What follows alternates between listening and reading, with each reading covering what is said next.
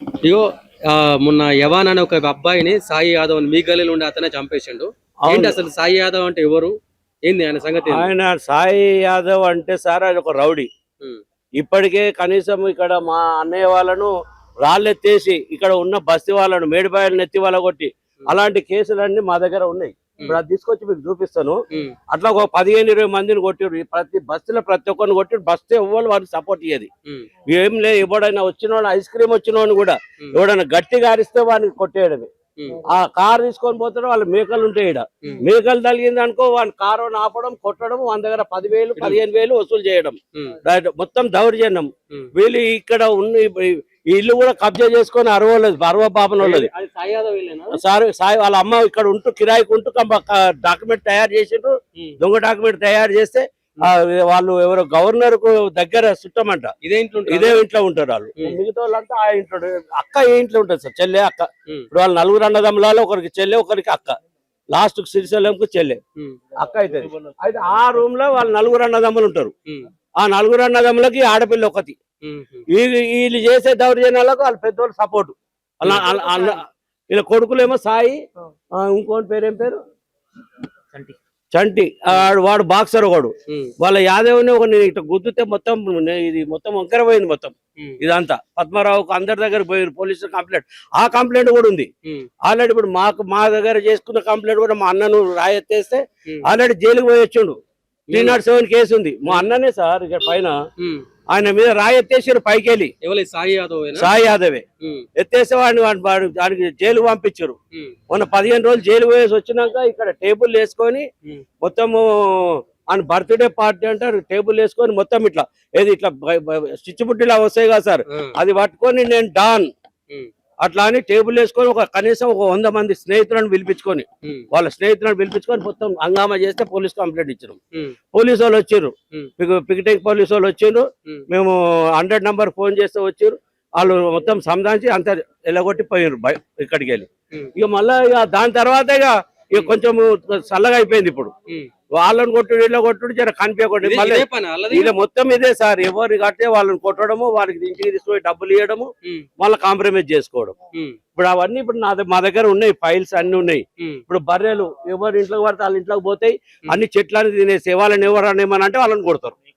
మేకలు బర్రెలు ఏ ఇంటి ముంగట పడితే ఆ ఇంటి ముంగట ఈడనే పెంట పెడతాయి. మళ్ళీ అవి ఈడ రోడ్డు మీద క్రాసింగ్ చేపిస్తారు, పబ్లిక్ చూడంగా, లేడీస్ చూడంగా. ఈడ రోడ్డు మీద ఒక గొర్రెలను కొట్లాడిపిస్తారు. బెట్టింగ్ 50,000 1,00,000 రూపాయలు బెట్టింగ్. ఆటోలు ఇక్కడ 2 అక్కడ 2 ఇక్కడ 2 ఆటోలు పెట్టి కార్లు పెట్టి బెట్టింగ్లు పెట్టుకొని ఈడ కొట్లాడిపిస్తారు మెయిన్ రోడ్ లో. వాళ్ళని ఎవడేమన్నది సార్, దౌర్జన్యం. ఆయన తెరిగివ్వడానికి పోతే వాళ్ళని కొట్టేస్తారు.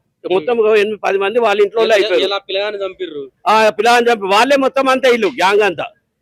వాళ్ళు ఇప్పుడు ఏంటంటే మేనల్లుళ్ళు మేనబావాలు, వాళ్ళకు చూస్తే మేనల్లుళ్ళు వీళ్ళిద్దరు. ఎవరు పడతాని కొట్టేయడమే. ఆల్రెడీ కంప్లీట్ జైలుకు పోయిండు చెప్తున్నాం కదా సార్. మొన్ననే పోయిండు, 2 నెలలు కాలే. 307 కేసు బుక్ అయింది, జైలుకు పోయిండ్రు. జైలుకు పోయినప్పుడు మా అన్న కూడా సీరియస్ అయితే 4 లక్షలు ఖర్చు అయితే కానీ బ్రతికిండి ఆయన. మొత్తం అందరి సార్ మొత్తం బస్ అంతా సంతకాలు తీసుకున్నాం సార్. ఇప్పుడు మేడం మల్కాజ్గిరి మేడం ఉంది కదా, మా డీసీపీ మేడం, కౌన్సిలర్, మేము అందరం కలిసిపోయి ఆమెకు ఒకటి ఇచ్చినాం కాపీ. వీళ్ళు ఇంట్లో దౌర్జన్యం చేస్తాం. సిఐకి ఇచ్చినాము, ఏసీపీకి ఇచ్చినాము, నర్సయ్య గారికి ఇచ్చినాము. ఏం లేదు. ఆ పోలీసు వాళ్ళు ఆ చర్యలు తీసుకుంటే ఈ రోజు ఇట్లా ఉండకపోవు సార్. ధైర్యం చేయకపోతే వాళ్ళు వచ్చి మొత్తం ఇట్లా మేమే డాన్లమని మొత్తం రోడ్డు మీద బర్త్డేలు చేసుకొని పబ్లిక్ ను భయభ్రాంతుల్ని చేస్తే ఎవరు వస్తారు సార్? వాళ్ళ దగ్గరికి ఎవరు పోతారు? ఇలా పోలీస్ వ్యవస్థ 100% తప్పు లేకపోతే ఎట్లా సార్? మొన్న జరిగింది పెద్ద కేసు సార్. అది బస్ అందరికి ఎరికైపోయింది, పేపర్లు వచ్చింది, అంతా అయింది, సిటీ మొత్తం తెలిసిపోయింది. అయినా కూడా దాన్ని పోలీస్ డిపార్ట్మెంట్ ఏం పట్టించుకోలేదు. మళ్ళీ ఈ ఎవరైతే సిఐ గారు ఉన్నారో ఆ సిఐ గారు ట్రాన్స్ఫర్ అయిపోయింది. ఈ కేసు కాగానే 3వ రోజు కొత్త సిఐ గారు వచ్చిండ్రు. ఆయనకు పోయి చెప్పినాము, మీరు వాళ్ళ తెరువు పోయినరా, మీరు వాళ్ళ దగ్గరికి పోయినరా అనుకో బట్టలు పీడికలు కొట్టుకుంటే తీసుకుపోతా. వాళ్ళు గిట్ల ఏమన్నా చేస్తే మాకు కంప్లైంట్ చేయండి, వాళ్ళకి కావాల్సిన పనిష్మెంట్ ఇచ్చుకుంటే ఇటుకెళ్ళి బట్టలు ఇచ్చి కొట్టుకుంటే తీసుకొని సిఐ గారు చెప్పారు. అప్పటి నుంచి మేము వాళ్ళ తెరువు పోవడం. మా ఇంట్లో మేము ఎవరు తెరువు పోయేటోళ్ళం కాదు, అంత ఎడ్యుకేటర్ పిల్లలు, మేము ఎవరు రౌడీజంలో లేము, మాకు ఏం లేదు సార్. ఎందుకంటే మీకెందుకు ఇంత ఆవేదన ఉందా? ఆవేదన అంటే సార్ మా అన్న చచ్చిపోయాడు బతికిండండి. మీ అన్నను కూడా కొట్టేసి మా అన్నను కొడితేనే కదా సార్ ఇప్పుడు 2 హాస్పిటల్ పెద్ద హాస్పిటల్ పట్టుకోలేదు. ఆఖరికి వచ్చే కిమ్స్ లో పట్టుకురు. కిమ్స్ లో పట్టుకుంటే 2 లక్షలు కడితే గానీ ఆయన పట్టుకురు ఆ రోజు రాత్రి. ఆ వారం రోజులు ఐసీలో పెట్టిర్రు. ఇప్పుడు ఆయన ఏదంటే ఇప్పుడు కోలుకొని ఇప్పుడు కూడా పట్టుకుంటే పడిపోతాడు. మంచం మీదకి వెళ్ళవంగానే పడిపోతాడండి. నాకు కొట్టిండు ఒకటి రెట్టకు తగిలింది. రట్లతో నన్ను కొట్టిండ్రు, మా అన్నయ్యను కొట్టిండ్రు, మా చిన్న కొడుకుని కొట్టిండ్రు, మా అన్న కొడుకును. ఈడ కూర్చుంటే లంచోడక లేచిపోమని కొట్టేయడమే. ఈడ కూర్చుంటే మొత్తం వాళ్ళదే సార్. ఎవడు కుయ్యమనొద్దు వాళ్ళను. వాళ్ళు ఎవరిని ఏమని అంటే వాళ్ళని కొట్టి చంపేయడమే. చంపేస్తామని బెదిరియడం ఇట్లా కొడవలు పెట్టి చూపించాడు. కత్తులు తలవార్లు పెట్టి ఇట్లా లేపి అవన్నీ మేము వీడియోలో పెట్టాం. ఏం సార్ మీరు ఇప్పుడు ఇంత మాట్లాడుతున్నారు, మీకు ప్రాణభయం లేదా? మాకేం ప్రాణభయం సార్? ఎప్పుడు బతకనికి వచ్చినామా? సావడానికనే తయారు, తమ సంపాదనకి కూడా తయారే. మీరు ఎప్పటిదాకా బ్రతుకుతామండి? 100%. అంటే భయపడుకుంటే బతుకుతామా? అట్లా భయం ఉన్నట్టే మీరు ముందు మేము మాట్లాడకపోతుండే. సూపర్. మాకు సమస్యనే లేదు. ఈ ఇల్లు ఏదైతే ఉందో అంటే ఈ మొత్తం గల్లీ మొత్తం మాది, మొత్తం ఇక్కడ ఉన్న కబ్జాలు కూడా చేస్తా ఉన్నారని మొత్తం ఇక్కడ కబ్జాలు, ఈ ఇల్లు కబ్జా చేసుకోరు సార్. ఆల్రెడీ చేసుకున్నారు. గవర్నర్ గారు ఆల్రెడీ డీజీపీ ఫోన్ చేస్తే వాళ్ళు తీసుకుపోయి జైలుకు పోయింది ఆమె. ఎవరిది ఇల్లు అది? అది అరవోలు సార్. ఇప్పుడు బ్రాహ్మణ్స్ ఆయన అమెరికాలో ఉంటాడు. ఆల్రెడీ కేసు నడుస్తుంది. ఆల్రెడీ చిలకడ పిఎస్ నుంచి కేసు. 2 నెలల కింద కూడా మీ ఏదో గొడవ మాదే సార్. మా అన్ననే కొట్టిండు. మా పిల్లల్ని అందరిని కొడితేనే మేము అందరం కలిసి కంప్లైంట్ ఇచ్చినాం. బస్సుల్లో కూడా 10 మంది తలకాయలు పలగొట్టిండు. సాయి అనే వ్యక్తి రౌడీ షీటరా? సాయి వాళ్ళ అన్న సార్. ఇద్దరు, ఒకడు బాక్సరు, ఒకడు బాడీ బిల్డర్. అది ఎక్సర్సైజ్. ఎవరిని పడతాను కొట్టేయడం. ఇక వాళ్ళకు సపోర్ట్ వాళ్ళ నలుగురు అన్నదమ్ములు, వాళ్ళ మామలు, మేనమామ కొడుకులు ఇప్పుడు అంతా కలిసి వాళ్ళు ఇప్పుడు అని చంపేసారు పాపం పిల్లగాని. వాళ్ళ ఇంటి పక్క ఉన్నోళ్ళ ఇంట్ల మీద కూడా రాళ్ళేసారు సార్. ప్రతి ఒక్కరు ఇప్పుడు ఎదురు ఇంటోళ్ళు అందరం కలిసి సార్. ఇప్పుడు మేము అందరం కలిసి సంతకాలు తీసుకొని అందరికి ఇచ్చినామండి. డిపార్ట్మెంట్ ఏం పట్టించుకోకపోతే ఇంకే మేము ఎవరికి చెప్పుకుంటాము? గవర్నమెంటే పట్టించుకోకపోతే ఇంకెవరు? మాకు ఉన్నదే పోలీస్ డిపార్ట్మెంట్. వాళ్ళే మమ్మల్ని పట్టించుకోకపోతే పట్టించుకుంటే ఇట్లా జరుగుతుంది అండి. ఇది గవర్నమెంట్ సరిగా లేదు సార్. గవర్నమెంట్ ఎట్టి పరిస్థితుల్లో ఇంత ముందు ఉన్న గవర్నమెంట్ ఎప్పుడైనా ఇట్లా జరిగినాయి అండి?